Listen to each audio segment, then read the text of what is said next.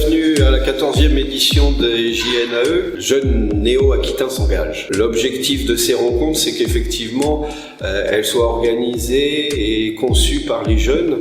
Il y a un comité de pilotage qui intervient, qui détermine le thème, qui voit les invitations, crée l'affiche, met en place l'animation. Et puis l'objectif, c'est que les délégués jeunesse en appui de la Ligue de l'enseignement informent les jeunes de leur territoire, les jeunes du réseau de la Ligue, pour qu'ils participent à ces journées.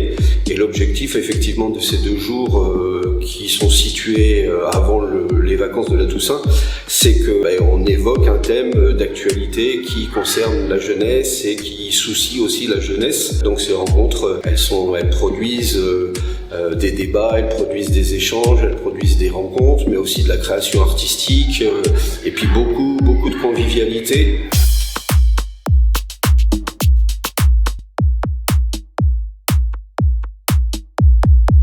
J'ai travaillé sur la liberté d'expression, je voulais travailler sur disposer de son corps.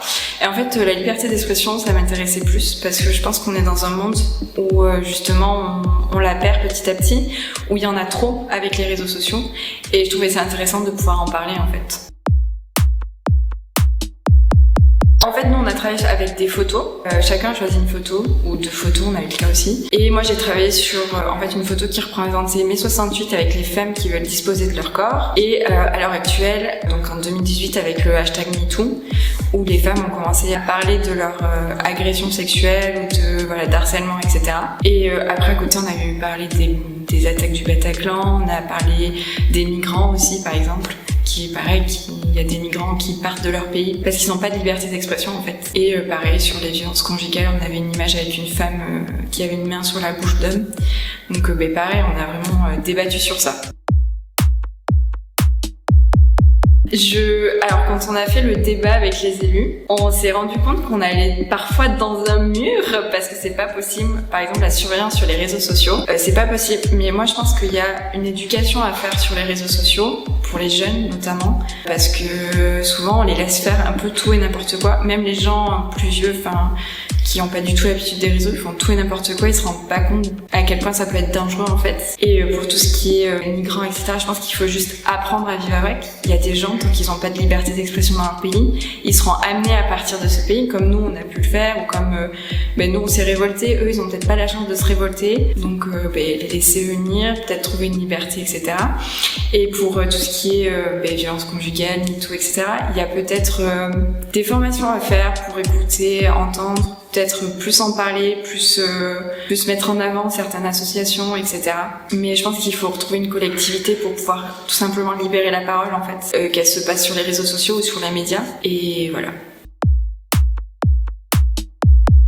C'était vraiment retrouver un collectif, parce que du coup, on s'est rendu compte que quand on est ensemble, ça fonctionne mieux, en fait, tout simplement.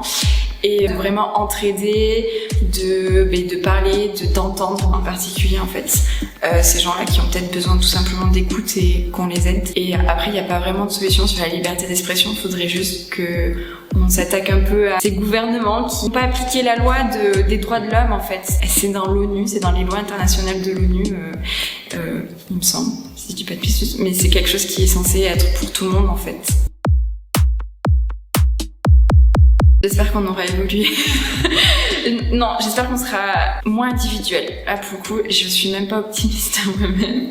Mais on arrive à débloquer la parole chez les femmes, chez les enfants qui subissent le harcèlement scolaire, par exemple, aussi. Ou tout simplement chez les migrants. Parce que nous, on a entendu un témoignage que j'avais jamais entendu avant. Et c'est hyper... je crois que dans la salle, on a tous pleuré quand on a entendu le premier témoignage. Donc on était genre, bon, ok. Et en fait, je pense qu'il faut vraiment libérer la parole. Qu'elle se passe sur les réseaux, sur les médias, ou entre nous, entre jeunes, entre moins jeunes. Juste, je pense qu'il faudrait éduquer et apprendre à parler aux jeunes directement, en fait. Que on a le droit à une liberté d'expression, qu'il faut faire aussi attention. Il faut trouver le juste milieu, en fait, tout simplement. Ouais, juste éduquer, je pense. J'ai déjà eu plusieurs expériences professionnelles dans des lieux différents et on n'est pas souvent écouté quand on est jeune étudiant. On est plutôt d'ailleurs les sacrifiés.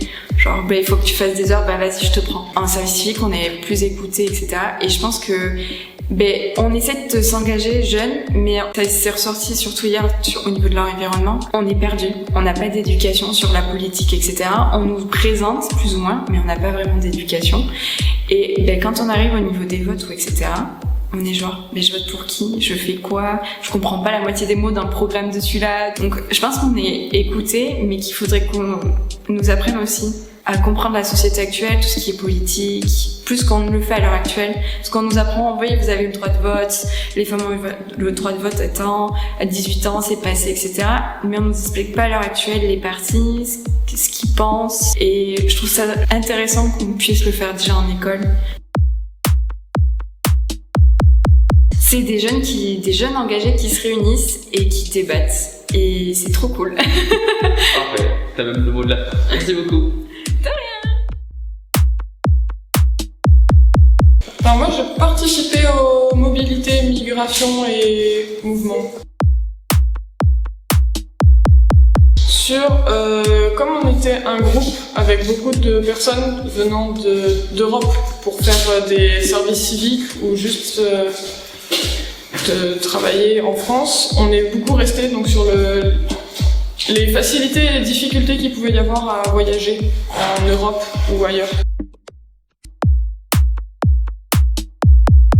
Ce qui est souvent ressorti, je sais que nous c'était le cas, c'était notamment au niveau de l'éducation et de l'information. Donc à toute liberté, il y avait des freins et que finalement la plupart du temps le moyen de couper ces freins c'était soit l'éducation. Donc dans le thème de la mobilité, c'était souvent d'éduquer les enfants dès très jeunes à être habitués à accueillir l'autre et l'information, donc être tenus informés. Mais on reste optimiste en se disant qu'on pourra quand même bouger assez facilement. Quand on en a parlé, on a d'abord été assez pessimiste, notamment avec au sujet toujours sur l'Europe comme on y était, mais avec le Brexit qui a eu lieu il y a pas longtemps, qui va quand même vachement mettre en difficulté notre liberté de mouvoir, la Pologne qui voulait sortir aussi, mais on reste optimiste en se disant qu'on pourra quand même bouger assez facilement. Dans les ateliers, j'ai appris beaucoup de la mobilité et de la circulation. Et tous les gens ici sont très différents et c'est bien pour voir que tous les gens pensent et la interaction avec des autres gens. Généralement, on peut avoir la sensation de ne pas être écouté, que souvent on est un peu mis à part, mais ça va. Le fait qu'il y ait des week-ends comme celui-là, ça me permet de garder un peu en tête que oui, finalement, si, on peut être écouté et qu'il y a des choses qui sont mises en place pour qu'on le soit. C'est une bien possibilité pour faire la connaissance avec des autres jeunes, des autres gens, et pour apprendre des nouvelles cultures, des nouvelles idées, des nouvelles choses. Je dirais qu'il n'a pas le choix, qu'il vient. Du coup, c'était sur la liberté de disposer de son corps. Le souhait de vouloir, le souhait d'être qui on est en fait au fond de soi, de pas suivre forcément la morale et les dictats entre guillemets de la société, de disposer de son corps en fait comme on souhaite, de s'habiller, d'être qui on est en fait. On est tous des êtres humains au final, donc, quel que soit le genre, la sexualité. Mais qu'il fallait éduquer ou plutôt sensibiliser dès le plus jeune âge à tout ça du coup. Sur le respect entre guillemets de l'autre et c'est son corps donc il en fait un peu ce qu'il veut donc il se met pas en danger et être aussi sensibilisé à la politique pour pouvoir en parler et sensibiliser d'autres gens et voilà. La liberté d'être qui on est en fait, juste le respect et la bienveillance envers tout le monde quel que soit le genre, la sexualité et tout. Et aussi, de pouvoir disposer de son corps comme on le veut. Je tourne un peu en boucle, mais le respect, la bienveillance et le fait qu'on soit sensibilisé dès le plus jeune âge, en fait, c'est important. Et le fait que ce soit pas non plus la norme, ce qu'on appelle la norme qui prime, quoi, parce qu'on est tous multiples et voilà. déjà au niveau de la thématique, ça m'a apporté plus de confiance entre guillemets dans ce que je veux être et ce que je suis. Aussi plus d'aisance au niveau de l'expression, de pouvoir débattre sur des sujets. Mais au-delà de ça, et c'est aussi pour ça que je suis une JNAE, plus de confiance en moi vis-à-vis de mon rapport à l'autre, aux gens, aux jeunes. Ni mal ni bien. Donc je suis déjà en tant qu'être humain, j'ai du mal à m'imposer. Donc en tant que jeune, c'est déjà compliqué parce que les jeunes en général sont pas forcément écoutés, sont pas forcément éduqués aussi ou sensibilisés à comment s'exprimer et se faire entendre. Mais du coup, ouais, pas vraiment écoutés et en même temps trop dans un sens. Je sais pas trop comment dire. Des fois trop écouter, et dans quel cas par exemple? En fait, trop écouter, non, mais c'est que des fois, oui, on a beaucoup de, entre guillemets, pouvoir. On est beaucoup entendu et relayé sur les réseaux sociaux. Mais après, il n'y a aucune incidence dans la vie, entre guillemets, réelle, parce qu'au final, même au niveau du vote, c'est plus les personnes plus âgées des autres générations qui vont voter, qui vont du coup être plus écoutées, qui vont avoir plus de force. Parce que justement, et je pense que c'est l'un des principaux problèmes, on n'a pas été sensibilisés, on ne sait pas en fait. Et des fois, c'est vrai que voter jeune, bon, ton avis sert à rien, tais-toi. C'était cool, c'était beaucoup de respect et de bienveillance envers les autres et beaucoup de... Ouais, c'était chouette, je sais pas trop, on a beaucoup d'apprentissage aussi et c'était un beau week-end. On rencontre des gens qui sont très gentils et très bienveillants, avec qui on s'entend très bien et on apprend beaucoup de choses avec des animateurs super chouettes. Parfait. Merci beaucoup. Merci à vous.